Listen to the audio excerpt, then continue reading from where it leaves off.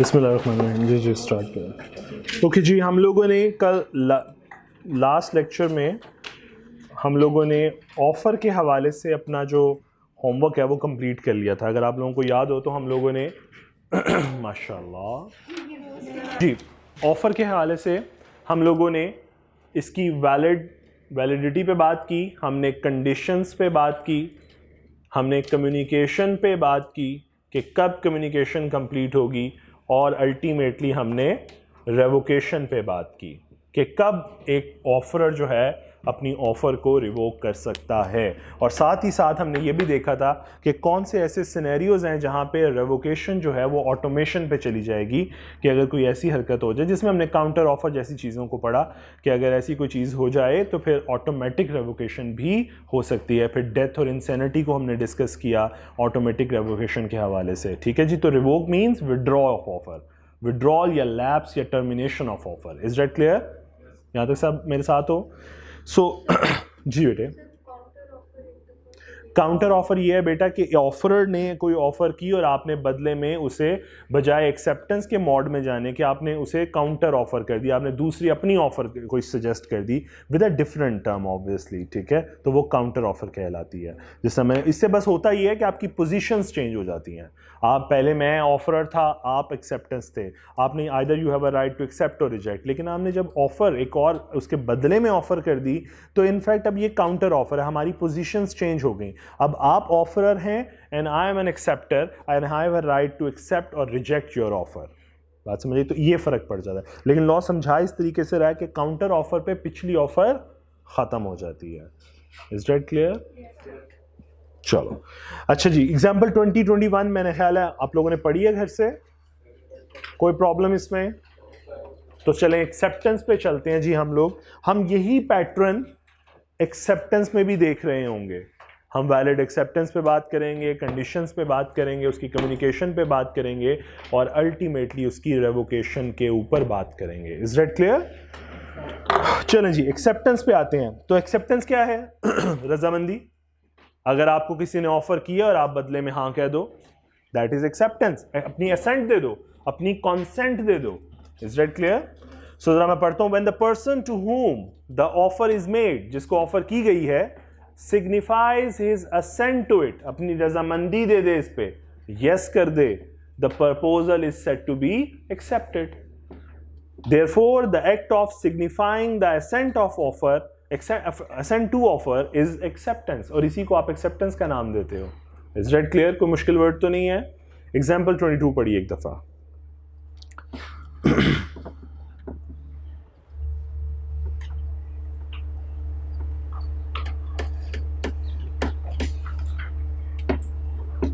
जी done? आसान सी बात थी। लो जी, अगर हमने अभी ऑफर की वैलिडिटी के बाद एक्सेप्टेंस की ऊपर डेफिनेशन पढ़ ली, अब हम जरा आते हैं कम्युनिकेशन के ऊपर। बेटा देखो, जिस तरह हमने शुरू में ही पढ़ लिया था कि ऑफर या एक्सेप्टेंस एक्सप्रेस भी हो सकती है और इम्प्लाइड भी हो सकती है। एक्सप्रेस से मुराद क्या था? स्पोकन या रिटन। ठीक है। और इम्प्लाइड से मुराद क्या था? By gesture, by conduct. ठीक है। तो सिमिलरली जहां पे ऑफर एक्सप्रेस या इम्प्लाइड हो सकती है, तो एक्सेप्टेंस भी एक्सप्रेस या इम्प्लाइड हो सकती है। अब कम्युनिकेशन का पैटर्न कि आपने एक्सेप्टेंस कम्युनिकेट करनी है। देखो प्रपोजल कम्युनिकेट का तरीका था कि वो अपने किसी गेस्चर से या अपने वर्ड से या अपने स्पोकन वर्ड या रिटन वर्ड से आपको अपनी ऑफर सजेस्ट करता था कि वो ऑफर कर रहा है। तो एक्सेप्टर भी तो यही करता है, वो भी या तो रिटन फॉर्म में जवाब दे रहा होगा या ओरल फॉर्म में जवाब दे रहा होगा या फिर अपने गेस्चर से एक्सेप्टेंस दे रहा होगा। जिस तरह अगर आपको याद हो, वो जो हमने एक कुली की एग्जांपल समझी स्टेशन के ऊपर, आपका उसके साथ खामोशी से मूव कर देना, उसने आपका सामान उठाया और आपने उसके साथ अपनी सीट की तरफ मूव करना शुरू कर दिया। अब आपका ये जो गेस्चर था, आपका ये जो कंडक्ट था या बिहेवियर था, ये क्या सजेस्ट कर रहा था? एक्सेप्टेंस। Is that clear? तो जरा कम्युनिकेशन को पढ़ते हैं। कहता है communication of acceptance is deemed to be made by an act और ओमिशन ऑफ द एक्सेप्टर, यानी एक्सेप्टर कोई ऐसी हरकत कर देता है जिससे ये सजेशन मिलती है या ये सेंस आती है कि इसने हाँ कर दिया, through which he intend to communicate such acceptance, यानी वो अपनी उस हरकत से अपने उस किसी काम से रुक जाने से या किसी काम के करने से वो ये रिफ्लेक्ट करता है कि वो आपकी ऑफर को एक्सेप्ट कर चुका है। जैसा मैंने कहा, वो शू पॉलिशर के आगे अपना शू कर देना, ये आपका एक्शन जो है ये रिफ्लेक्ट कर रहा है कि आपने एक्सेप्टेंस कर ली है। ठीक है, वो उस कुली ने आपका सामान उठाया, आपने उसके साथ मूव करना शुरू कर दिया, आपका बिहेवियर शो कर रहा है कि आपका एक्शन शो कर रहा है कि आपने एक्सेप्टेंस कर ली है। Is that clear? प्लीज। अच्छा चलें आगे चलें, नोट पढ़ते हैं फिर एक। ओमिशन ऑफ एक्सेप्टर यानी किसी काम से करना या किसी काम से रुक जाना एक्सेप्टेंस कहलाता है। फॉर एग्जांपल, मुझे ऑफरर ने कहा आप किसी और प्रोडक्शन चैनल के साथ काम नहीं करेंगे जब तक आप हमारे साथ एसोसिएट हैं। मेरा उससे रुक जाना किसी और प्रोडक्शन हाउस से, मेरा ओमिशन शो कर रहा है कि मैंने ऑफर एक्सेप्ट कर लिया। मेरी बात समझ आई जी? Deem means assumed. अच्छा जी, नोट। अच्छा जी, अब पहले एक चीज बता दूं, ये सिर्फ पाकिस्तान के कल्चर में, वैसे अब तो वैसे पाकिस्तान के कल्चर में भी नहीं है, लेकिन किसी हद तक कि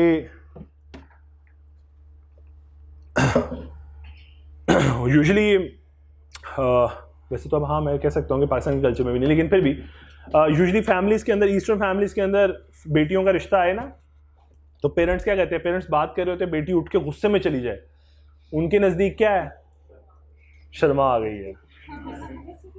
बेटी शर्मा आ गई मतलब खुश है, एक्सेप्टेड। ठीक है, मतलब उस बेटी की साइलेंस, बेशक वो गुस्से में उठ के गई हो, ठीक है, लेकिन उस बेटी की साइलेंस जो है वो प्रिज्यूम की जा रही है एज एन एक्सेप्टेंस। ऐसा ही है, एज एन एक्सेप्टेंस प्रिज्यूम किया है। बट ये लॉ है, हम जब लॉ में बात करेंगे तो हम ऐसी किसी साइलेंस को एक्सेप्टेंस नहीं समझेंगे अनटिल और अनलेस सामने वाली पार्टी एक्सेप्टेंस दे ना दे। यानी silence would not be considered as an acceptance. So जरा पहला नोट पढ़ते हैं। A proposal is not considered accepted if the offeree remains silent. तो अगर ऑफरी ने आगे से जवाब नहीं दिया तो ऐसा बिल्कुल नहीं है कि रिश्ते की हाँ हो गई है, मतलब ना ही है। ठीक है, अगर जवाब नहीं आया तो ना नहीं, ठीक है ना, साइलेंस यही तो समझा रहा हूं। नहीं, ये रिश्ते की बात नहीं हो रही, ऑफर उसकी बात हो रही है। कॉन्ट्रैक्ट में साइलेंस है ना, साइलेंस ना हाँ है ना है, वो आपको ये कह रहा है हाँ ज्यूम ना करो, वो ये कह रहा है। ठीक है, ठीक है, हाँ ज्यूम ना करो ना, आपने खुद ही कह लिया, उसने आगे से खामोशी। फॉर एग्जाम्पल, आपने रिश्ता भेजा, आगे से उन्होंने खामोशी इख्तियार कर ली, आपने शादी की तैयारी शुरू कर दी। सीम्स लॉजिकल नहीं। सो यही वो कहना चाह रहे हैं, साइलेंस को हाँ अज्यूम मत करो। Is that clear?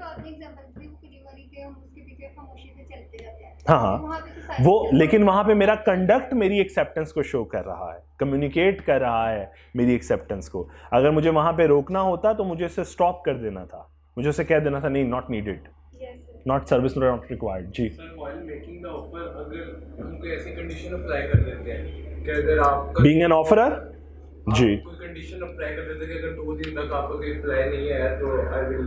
हाँ, अच्छा, अब एक और बड़ी मजेदार बात, आप ये देखो ना, जिस तरह ये भी सोच सकता है, ये कह रहा है कि 2 दिन तक तुम्हारा जवाब ना आया तो मैं हाँ समझूंगा। मतलब फिर वही बात, रिश्ता भेजा और कहा अगर 3 दिन तक आपने जवाब ना दिया तो आपकी तरफ से हाँ समझेंगे हम। Seems logical? नहीं।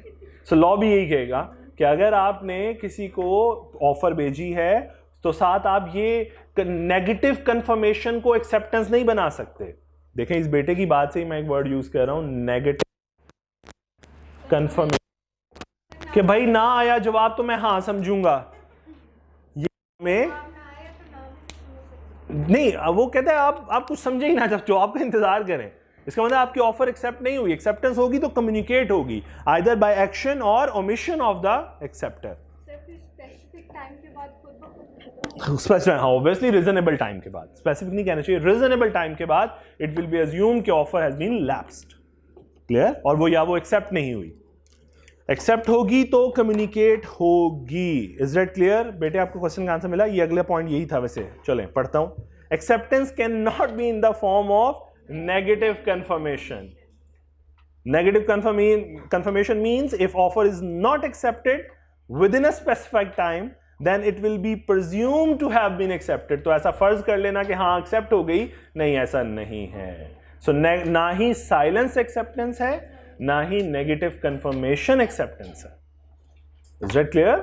चलो अब जरा एमसी क्वेश्चन का प्रैक्टिस क्वेश्चन 13 देखो प्लीज एक दफा, और एग्जाम्पल 23 जो इस पेज पे है, बुक पे है, वो भी देखो।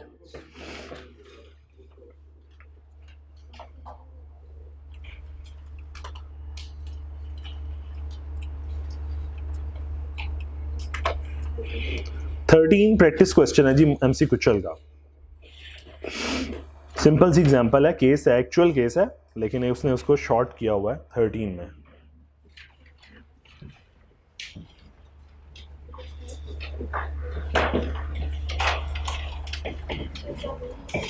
जी जी बेटे।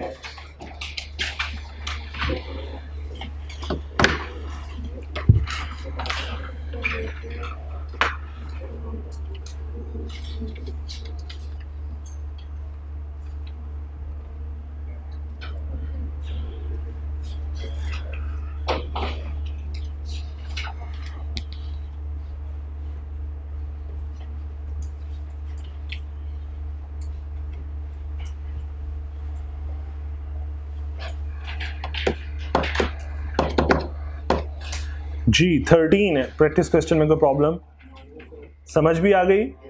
चलो अब जरा आओ एग्जाम्पल 23 के ऊपर आओ। अच्छा, किसी एक को भी इशू होगा तो वो डिस्कस करेगा विदाउट एनी हेजिटेशन, शर्म नहीं खाना, बेशर्म होकर बैठना इस क्लास में। जी 23 एग्जाम्पल 23 पढ़िए एक दफा प्लीज।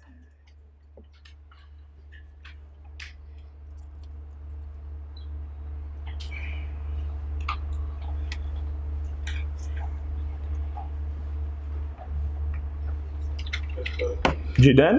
yes, चलो परफेक्ट। नेक्स्ट क्वेश्चन है, अब कम्युनिकेशन के बाद हम जरा मजीद कम्युनिकेशन के प्रिंसिपल को, हमने पढ़ा था कम्युनिकेशन व्हेन कंप्लीट, अगर आपको याद हो ऑफर के बारे में ये बात पढ़ी थी कि ऑफर कब कंप्लीट समझी जाएगी? When it comes to the knowledge of the offeree या एक्सेप्टर, ऐसे ही पढ़ा था। तो फिर अगर उसके बारे में पढ़ा था तो फिर ये भी तो पढ़ना पड़ेगा कि एक्सेप्टेंस कब कंप्लीट समझी जाएगी। ठीक है, तो हमारा नेक्स्ट टॉपिक यही है, कम्युनिकेशन ऑफ एक्सेप्टेंस कंप्लीशन। बात समझ आ रही है? हम उसी अलायंस में पढ़ रहे हैं चीजें जिस अलायंस में पहले पढ़, जिस तरतीब में सीक्वेंस में पहले पढ़ चुके हैं। अच्छा, अब दो ऑप्शन है, या तो बोर्ड के ऊपर ही ड्रॉ कर लेते हैं या फिर ऊपर प्रोजेक्टर रूम अवेलेबल हो गया, हम उधर जा सकते हैं। रिलोकेट करना यहीं पे सही है? चलो सही पे सही है। 13 में ऑप्शन आज इधर ठीक है, नहीं आज ही ऑप्शन अवेलेबल है, कल कोई हिजरत की ऑप्शन नहीं है। चलो जी, चलो यहीं पे कर लेते हैं जी, यहीं पे कर लेते हैं, मूव नहीं करते हम लोग। आप लोगों को मैंने एक वो भिजवाई थी ग्रुप्स में ही, एक पिक्चर भिजवाई थी शायद, एक फ्लो चार्ट तो नहीं कहना चाहिए, एक स्केच बना हुआ था, एक केस बना हुआ था। सबके पास है फिजिकल? वैसे कॉपियर के पास नहीं है ये पेज, या पूछे ही नहीं हो ना? जी बिलावल वाली पिक्चर जिसमें है। चलो जिनके पास फिजिकल है वो हार्ड फॉर्म में है, वो हार्ड फॉर्म में खोल ले, नहीं तो सॉफ्ट में मैंने भिजवाया हुआ है, वो ओपन कर ले। मैंने ड्रॉ कर ही देना है, ना परेशान हुए, ड्रॉ कर ही देना है। अच्छा जी, चले। अच्छा जी, कम्युनिकेशन ऑफ एक्सेप्टेंस को समझने के लिए इस केस स्टडी को थोड़ा सा समझना पड़ेगा, और केस स्टडी के साथ साथ एक और चीज़ ज़रा आपको थोड़ा सा जहन में रखनी पड़ेगी। देखो, अगर हम बात करें कम्युनिकेशन मोड्स की कि किस तरीके से कम्युनिकेट, तो आज के ज़माने में हमारे पास इस एरा में सबसे fastest mode of communication available है। Simplest form is email. आप आई थिंक 2 सेकंड्स लगते हैं शायद, या 1 सेकंड लगता है, आपकी ईमेल डिलीवर भी हो जाती है टू द रिस्पेक्टिव पार्टी। और कई दफ़ा अगर आपने कभी गौर किया हो तो आपको कोई ईमेल रिसीव हो तो ऑटो जनरेटेड रिप्लाइज भी नीचे गिवन होते हैं, आप सिर्फ उनको क्लिक करते हो और ऑटोमेटिकली आपकी ईमेल, आई थिंक 3 या 4 सेकंड या 5 सेकंड्स भी ज़्यादा हैं शायद, उसके अंदर आपका पूरा प्रोसेस मुकम्मल हो जाता है।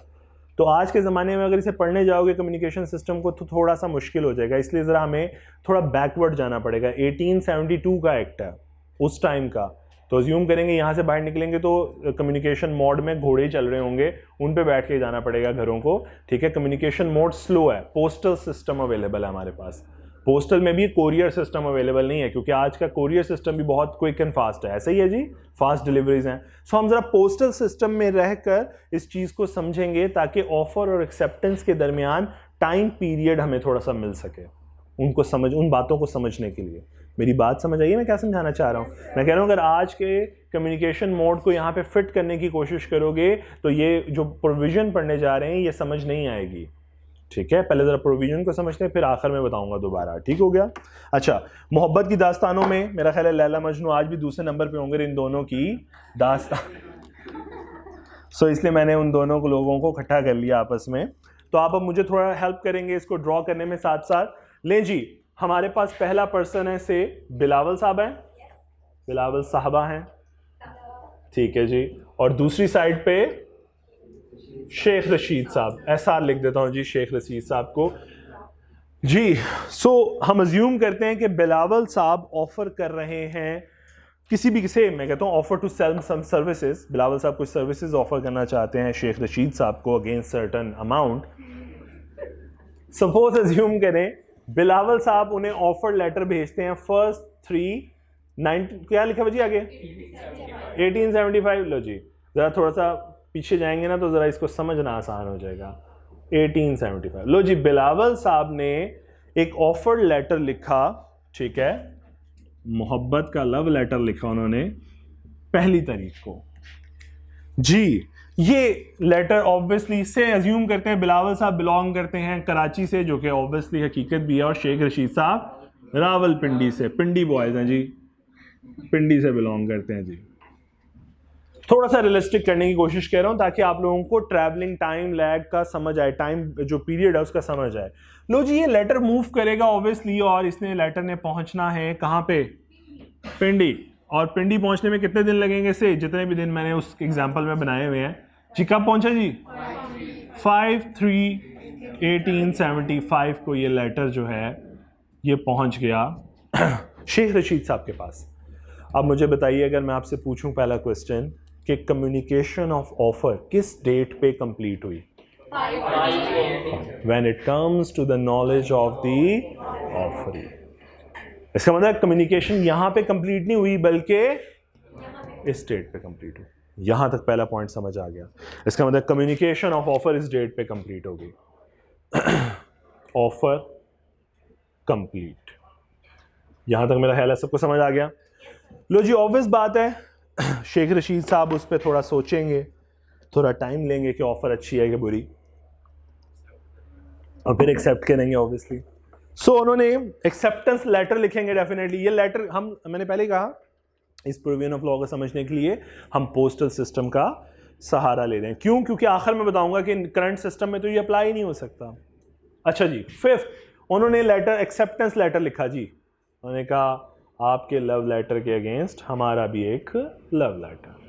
लो जी, उन्होंने ये एक्सेप्टेंस लेटर लेटर बॉक्स में, लो जी मेरी तरफ से ये लेटर बॉक्स है, किस डेट पे डाला जी उन्होंने 7/3/1875। लो जी 7 तारीख को उन्होंने ये एक्सेप्टेंस लेटर लेटर बॉक्स में डाल दिया। लो जी मैं इधर इसको क्लीन कर रहा हूं साथ साथ। और ये ट्रैवल करता करता लेटर, ये लेटर पहुंच गया किस डेट पे जी, फाइनली 12/3/1875 को ये लेटर फाइनली बिलावल के पास पहुंच गया। एक्सेप्टेंस कम्युनिकेशन कब कंप्लीट हो गई? 12 को। इसका मतलब आप यहां पे आके कह रहे हो कि एक्सेप्टेंस जो है ये कंप्लीट हो गई, ऐसा ही है जी। और अगर यहां पे ऑफर कंप्लीट, इस डेट के ऊपर एक्सेप्टेंस कंप्लीट, और इस डेट के बाद क्या हो गया दोनों के दरमियान प्रॉमिस, और बाकी चीजें पूरी हो जाएं तो बाइंडिंग कॉन्ट्रैक्ट।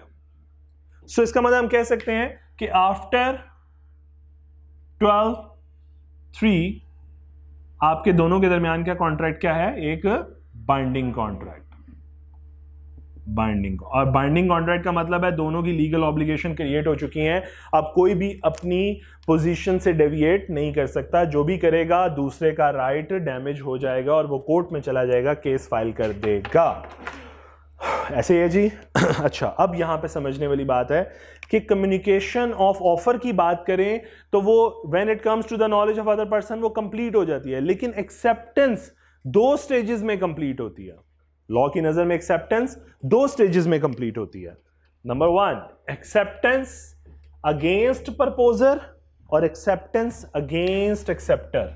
2 चीजें लिख रहा हूं, मैंने कहा हमें यहां पे थोड़ा सा समझना पड़ेगा कि एक्सेप्टेंस 2 स्टेजेस में कंप्लीट हो रही है। नंबर 1 एक्सेप्टेंस अगेंस्ट प्रपोजर या ऑफरर, आप जिसे जो मर्जी कहना चाहें, आपको जो नाम आसान लगे, और दूसरा एक्सेप्टेंस अगेंस्ट एक्सेप्टर। यही 2 हेडिंग्स आपको नजर भी आ रही होंगी, लेकिन पहले जरा समझते हैं फिर पढ़ लेंगे। लॉ कहता है एक्सेप्टेंस 2 स्टेजेस में कंप्लीट होती है, पहली इस बंदे के अगेंस्ट और दूसरी इस पर्सन के अगेंस्ट। स्टेजेस बना दी उसने। किस तरह? उसने कहा जिस दिन ये letter, acceptance letter, letter box में पोस्ट कर दिया गया, समझ लें कि इसके हाथ से ये बात अब निकल गई, अब रुका, पहुंचेगा ही पहुंचेगा। एक्सेप्टेंस लेटर लेटर बॉक्स में डल चुका है, ट्रांसमिशन में जा चुका है।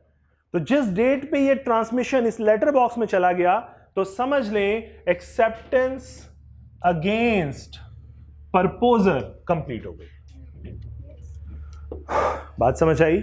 सो when the letter is actually put in the transmission, या मैं यूं कहूं when the letter posted in letter box, ठीक है, या प्लेस्ड इन लेटर बॉक्स, तो समझ लें एक्सेप्टेंस अगेंस्ट ऑफरर या प्रपोजर कंप्लीट हो गई। रिजेक्शन भी तो हो सकती है, रिजेक्शन भी तो हो सकती है। हम एक्सेप्टेंस पे, रिजेक्शन तो फायदे कोई नहीं, फिर तो हो जाए, फिर ठीक है, फिर तो कौन सा बाइंडिंग कॉन्ट्रैक्ट होना।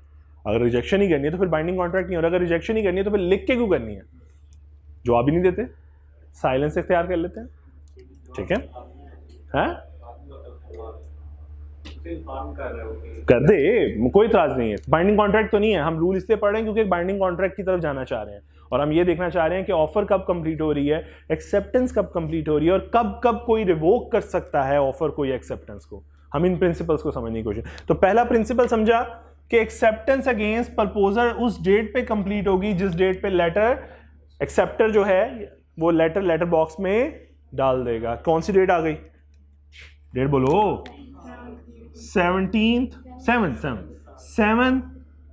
मार्च 1875, सॉरी जी 1875। इसका मतलब ये वो डेट है जिसके ऊपर एक्सेप्टेंस अगेंस्ट ऑफर कंप्लीट हो गई। और लॉ कहता है जो ही ये लेटर फाइनली ऑफरर के पास पहुंच जाएगा, यहां से ट्रेवल करता करता, तो जिस डेट पे when it comes to the knowledge of the offeror, तो समझ लें एक्सेप्टेंस अगेंस्ट एक्सेप्टर कंप्लीट हो गई। क्रॉसिंग में समझाया दोनों को, समझ आई बात की? जब लेटर यहां तक था लेटर बॉक्स में, तो इसके अगेंस्ट एक्सेप्टेंस कंप्लीट, और लेटर जब फाइनली ऑफरर के पास पहुंच गया तो ऑफरी के अगेंस्ट एक्सेप्टेंस कंप्लीट। तो कौन सी डेट यहां पे डाल दूं? 12/3/1875। यहां तक समझ आई? अब ये प्रिंसिपल क्यों सिखाया गया? एक्सेप्टेंस को 2 हिस्सों में डिवाइड कर दिया गया, अगेंस्ट प्रपोजर और acceptance against acceptor. Against proposer क्या है? When it actually put in the course of transmission, तो समझ लें एक्सेप्टेंस अगेंस्ट प्रपोजर कंप्लीट। और अगर जब ये पहुंच जाएगा when it comes to the knowledge, when it reaches actually the offeror, तो समझ लें कि ये एक्सेप्टर के अगेंस्ट एक्सेप्टेंस कंप्लीट हो गई। ये 2 स्टेजेस समझ आई? सो इन 2 स्टेजेस को पहले एक दफा थोड़ा सा रीड आउट करते हैं, फिर आगे चलते हैं जी। Communication of acceptance complete. मैं लर्निंग ऑब्जेक्टिव 2.2.3 पे हूं जी, ठीक है, ऑनलाइन के लिए बोल रहा हूं, पेज नंबर 23। अच्छा, the communication of acceptance is complete as against the proposer when it is put in a course of transmission to him so as to be out of the power of the acceptor. यानी जब उसने letter box में डाल दिया, उसके हाथ से इख्तियारात निकल गए, तो समझ लें एक्सेप्टेंस कंप्लीट हो गई अगेंस्ट प्रपोजर या ऑफरर। ये बात समझ आई? एज अगेंस्ट द एक्सेप्टर कहते हैं when it comes to the knowledge of the offeror या प्रपोजर। सो फाइनली जब वो यहां तक इसके नॉलेज में आ गई, तो एक्सेप्टेंस कंप्लीट हो गई अगेंस्ट एक्सेप्टर। ये कॉन्सेप्ट समझ आया? अच्छा, एग्जाम्पल पढ़ाने से पहले ज़रा प्लीज़ मैं एक दफ़ा रेवोकेशन को साथ ही इसके डिस्कस करना चाहता हूँ, ताकि रेवोकेशन का प्रिंसिपल समझ आ जाए आपको। हम लोगों ने कल पढ़ा था कि ऑफ़र को रिवोक किया जा सकता है। एक पर्सन अपनी ऑफ़र देता है, चेंज ऑफ माइंड के बाद वो अपनी ऑफ़र विदड्रॉ कर सकता है। कब तक?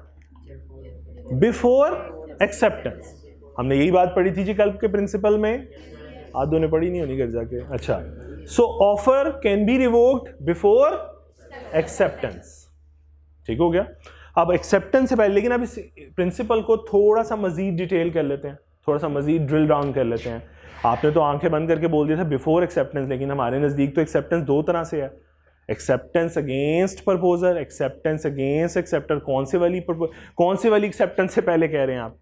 देखो ना, कल एक बेसिक प्रिंसिपल पढ़ा था कि offer can be revoked before acceptance, लेकिन हमारे पास एक्सेप्टेंस के दो हिस्से हैं, तो कहाँ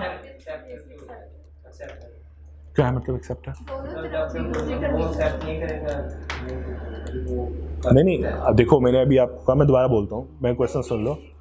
मैं ये कहा कि हमने एक बेसिक प्रिंसिपल पढ़ा था कि एक ऑफर जो है वो रिवोक हो जाएगी, रिवोक की जा सकती है, विड्रॉ की जा सकती है चेंज ऑफ माइंड की वजह से बिफोर एक्सेप्टेंस। लेकिन आज जब एक्सेप्टेंस को दो हिस्सों में ब्रेक कर दिया, तो फिर ये डिफाइन करना पड़ेगा कि कहां तक ऑफर को रिवोक किया जा सकता है, किस डेट तक ऑफर को रिवोक किया जा सकता है।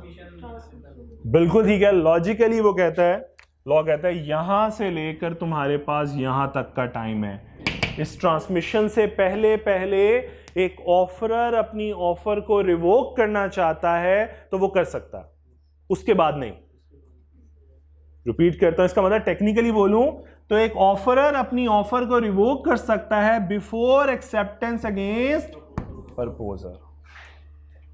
इसका मतलब ये हुआ फिर कि 7 तारीख से पहले पहले offer can be revoked but not afterwards.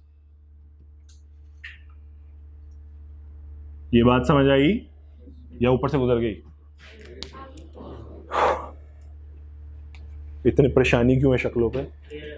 Clear है? अच्छा, वैसी शक्ल ही ऐसी है, परेशानी नजर आ रही है, या टीचर को परेशान करने के लिए ऐसे एक्सप्रेशन देते हो? सो इसका मतलब ये हुआ कि एक ऑफर, बिलावल अगर ऑफर कर रहा है, वो अपनी ऑफर को रिवोक कर सकता है before acceptance against proposer. Technically बोल दिया मैंने पूरा, ये हजम होगी बात। अच्छा, ये तो हो गया ऑफर वाले के लिए ऑप्शन ना, कि वो ऑफर को रिवोक कर सकता है।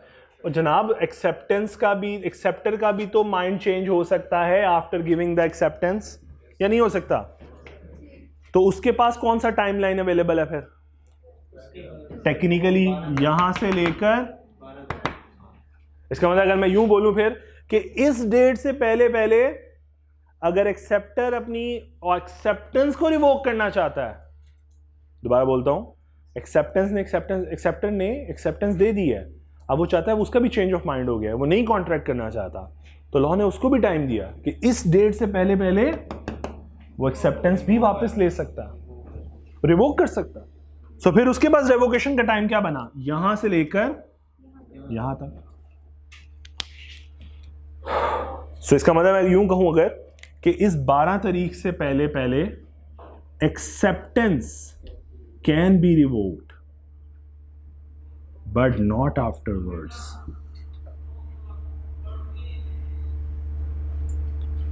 तो अब टेक्निकली पूरा बोल दूं जुमला, तो मैं ये कहना चाह रहा हूं, an acceptance can be revoked before acceptance against acceptance against acceptor. Is that clear? So बड़े अजीब सा जुमला बन जाता है, लेकिन टेक्निकली थोड़ा सा दिमाग लगाओगे तो आपको समझ आ जाएगी कि मैं क्या बोल रहा हूं। क्लियर? सबको कोई ऐसा जिसको ये बात रेवोकेशन समझ ना आई हो? बेटियों में से सबको क्लियर है? पढ़ सकते हैं आप? चलो चलो जी, प्लीज एग्जाम्पल 24 एक दफा पढ़ो, सॉल्व करो इसको। अच्छा, एक चीज लास्ट, सॉरी, पढ़ने से पहले, आज के कम्युनिकेशन मोड के अंदर अब जरा सोचो, कोरियर या ईमेल, ये सारा प्रोसेस, बिलावल ईमेल करे, ठीक 3 सेकंड के अंदर इसके पास पहुंची होगी, और ठीक अगले 2 सेकंड्स के अंदर वो अगर यस कर देगा तो इन दोनों के दरमियान क्या हो चुका होगा? एक बाइंडिंग कॉन्ट्रैक्ट। तो ये नहीं कर सकेगा, यही तो समझा रहा हूं कि आज के कम्युनिकेशन सिस्टम में अगर इसे फिट करने की कोशिश करोगे तो फिर शेख रशीद ईमेल लेट पड़े, सोया हुआ उठे, जवाब ना दे तो टाइम है रिवोक करने का, वरना टाइम नहीं है रिवोक करने का। बात समझ आई?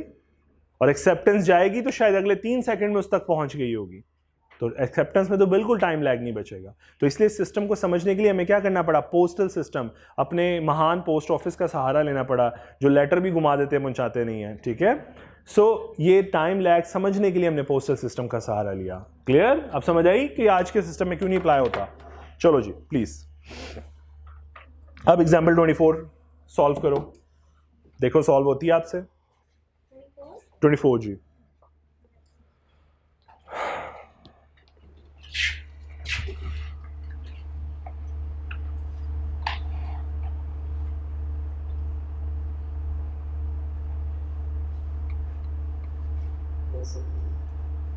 जी डन हो रही है? Yes sir. ओके, पर सब कर लो पहले एक दफा सॉल्व। किसी एक को भी इशू हो तो मुझे बताओ please.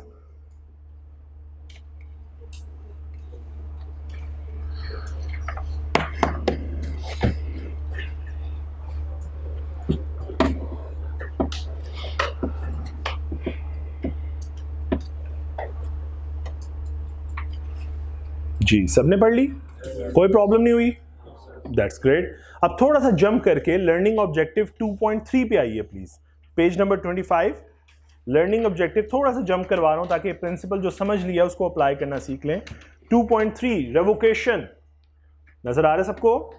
Revocation means the act of taking back, withdrawing और कैंसलिंग। ये ऑफर भी हो सकती है और एक्सेप्टेंस भी हो सकती है, यानी ऑफर भी रिवोक की जा सकती है, एक्सेप्टेंस भी रिवोक की जा सकती है। Time limit, an offer or acceptance may be revoked subject to the following time limits. Number 1, A clause, a proposal may be revoked at any time. किसी वक्त भी प्रपोजल को रिवोक किया जा सकता है before the communication of its acceptance is complete as against the proposer, but not afterwards. Offer can be revoked before acceptance against proposer, but not afterwards. Is that clear? ये principal clear हुआ, provision of law clear हुई। B clause कहता है acceptance में भी revoked at any time, किसी वक्त भी रिवोक की जा सकती है एक्सेप्टेंस को, before the communication of its acceptance is complete as against the acceptor, but not afterward. Acceptance can be revoked before this date, but not afterwards. Clear? Provision of law समझ आ गई? चलें जरा एग्जाम्पल 33 फिर solve कीजिए जरा please. Yes,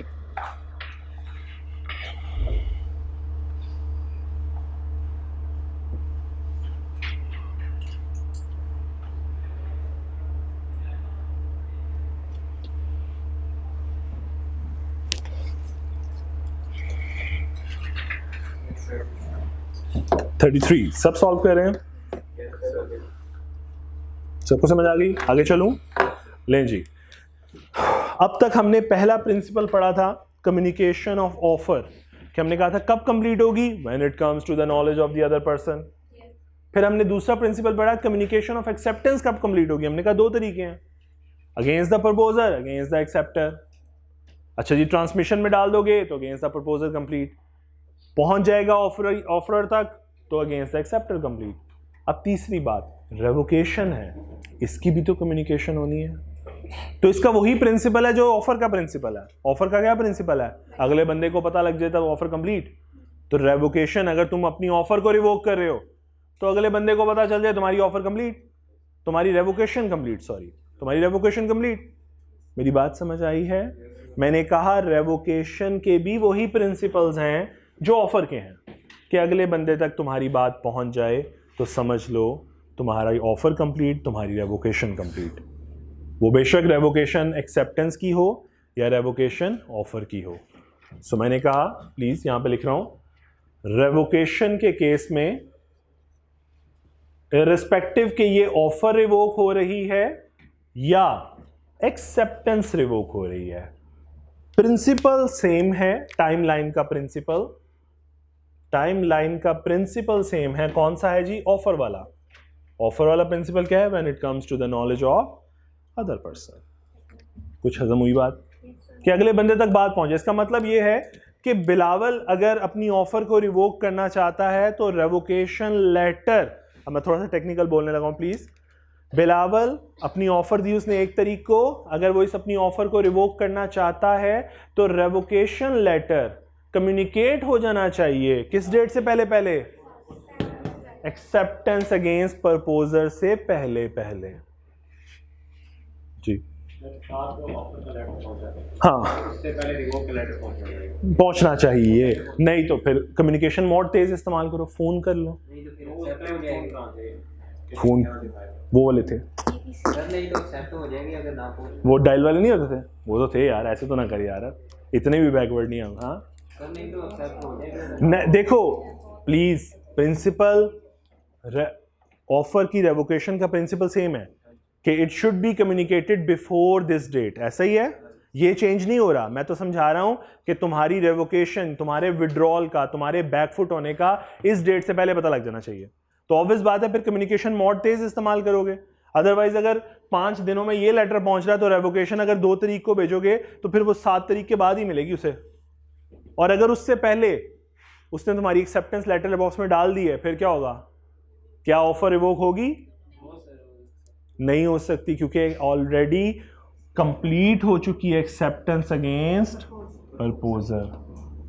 मैं एक छोटी सी एग्जांपल बनाता हूं। मैं कहता हूं कि अज्यूम करें इसी एग्जांपल के अंदर डेट्स आप देख रहे हो 5 तारीख, 1 तारीख, 5 तारीख, 7 तारीख और 12 तारीख, ठीक है, ये देख रहे हो। मैं एक क्वेश्चन बना लूँगा, उसको सॉल्व कर लो, उससे मिस्ट्री शायद सॉल्व हो जाए थोड़ी सी। मैं कहता हूँ बिलावल ने 2 तारीख को उसको होश आया और उसने कहा, या 3 तारीख को, और उसने फौरन से पहले अपना रेवोकेशन लेटर लिखा, रिवोक की अपनी ऑफर को, और उसने सेंड कर दी वंस अगेन पोस्ट के थ्रू।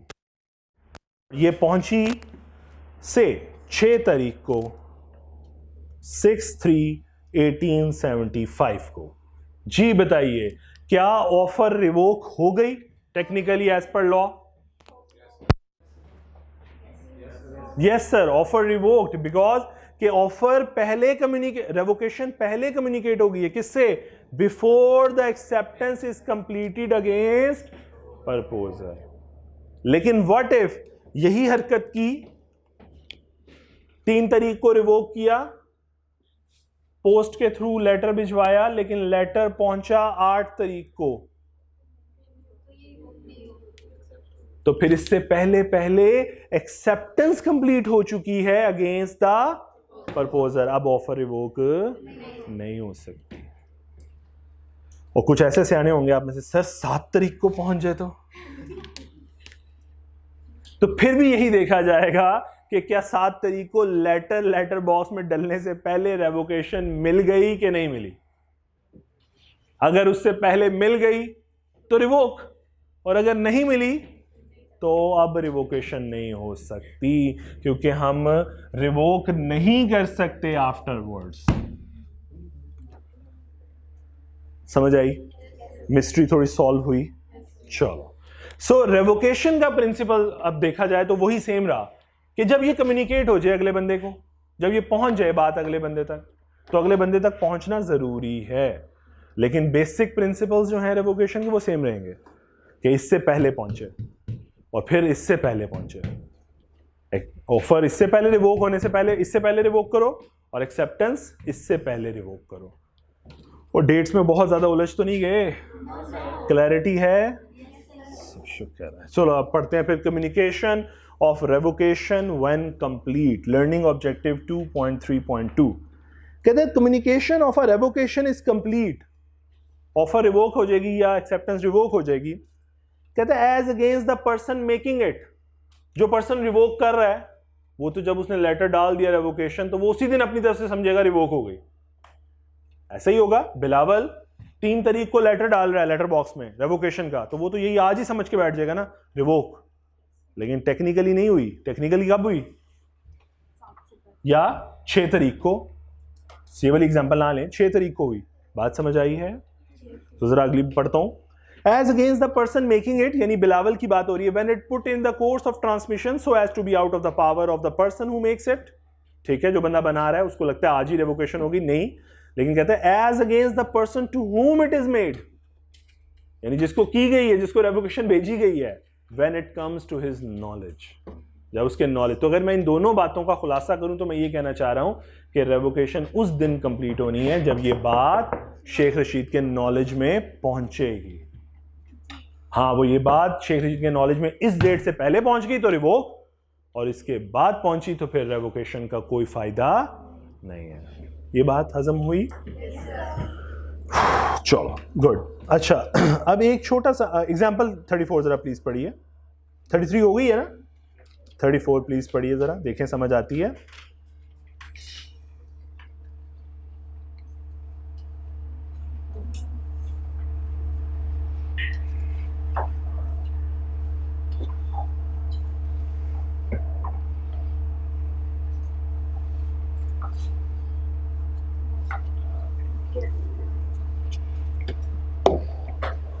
जी समझ आ गया? चलो अच्छा, अब जरा प्लीज मूव करो प्रैक्टिस क्वेश्चन 4 पेज 27 के ऊपर। प्रैक्टिस क्वेश्चन 4 है, ऑटम 2018 का पास पेपर है। Practice question 4 page 27। सबके पास मेरे वाले हैंडआउट है ना? ओके। क्वेश्चन नंबर 4 ऑटम 2018 में टेस्ट हुआ है पास पेपर में। क्वेश्चन नंबर 4 पार्ट बी, ये आपका होमवर्क है, घर से करके आना है, लिख के आना है, ठीक है? ऐसा नहीं है सर ज़बानी किया था, ठीक है? ऐसा नहीं होगा। सो आज से पहला होमवर्क। अच्छा, अब पॉइंट ये आता है कि मैंने कुछ बताया नहीं, लिखना कैसे है। लिखो फिर बताऊंगा, कल से बताऊंगा, ठीक है? पहले नहीं, सोल्यूशन देख के नहीं लिखना, ये क्वेश्चन है, सोल्यूशन आपने खुद लिखना है, ठीक है? सो जितना आपने नॉलेज एक्वायर किया आज की क्लास में, ये सारा अप्लाई होता है उसके ऊपर। सो ये होमवर्क है आज का, कल मैं चेक करूंगा, फिर हम अपनी क्लास को आगे कंटिन्यू करेंगे, ठीक है? और जो नहीं करेगा, मैं पहले ही बता दूं, मैं फाइन डालूंगा। फाइन की अमाउंट जो है वो कल तय करेंगे म्यूचुअल कॉन्सेंट के साथ, ठीक है? लेकिन मैं कलेक्ट करता होता हूँ फाइन, ठीक है? Is that clear? So question number 4 would be the homework. इंशाल्लाह कल मुलाकात होगी। अल्लाह ताला आप सबको आसानी अता फरमाए।